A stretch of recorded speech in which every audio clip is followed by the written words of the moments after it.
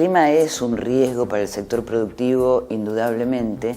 y creo que lo que debemos hacer es tratar de buscar medidas para reducir esos riesgos o para reducir la vulnerabilidad de los distintos sectores ante esas variaciones del clima. El país se puede dividir en relación a lo que está pasando con el clima, se puede dividir en dos grandes regiones. Una grandísima parte que es el centro, norte, este y noroeste del país, o sea, la gran parte de Argentina, donde se notaron aumentos importantes de lluvia, donde se notaron incrementos importantes de temperatura y donde la producción en términos generales se vio favorecida por el clima. Y por otro lado tenemos la zona de Cuyo, que es algo parecido a lo que está pasando en la zona central de Chile, donde está habiendo una disminución importante de la disponibilidad de agua. Se pueden llegar a afectar en forma importante muchas producciones regionales, que son las que tenemos en esa zona. O sea que en términos generales uno podría decir que lo que está pasando con el clima está afectando de distinta manera a lo que es el centro, norte del país y a lo que es la zona de Cuyo. La variabilidad climática puede verse como una variabilidad general del clima que puede observarse en distintos periodos de tiempo.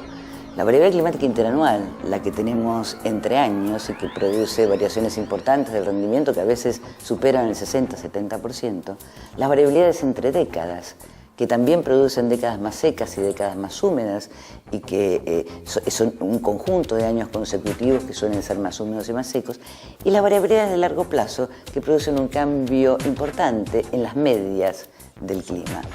En nuestra región varios estudios demuestran que la variabilidad climática interanual explica alrededor del 60% de toda esta variabilidad que yo estaba diciendo.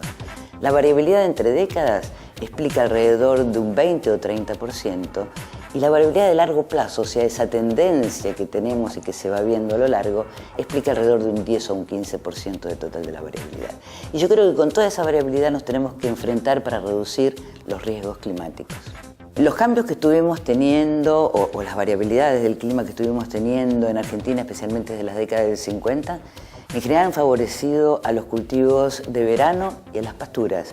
Y dentro de los cultivos de verano, la soja fue el cultivo que se vio más favorecido por este cambio que observamos del clima, de aumentos de la lluvia, aumentos de la temperatura mínima que se dieron en toda esta región.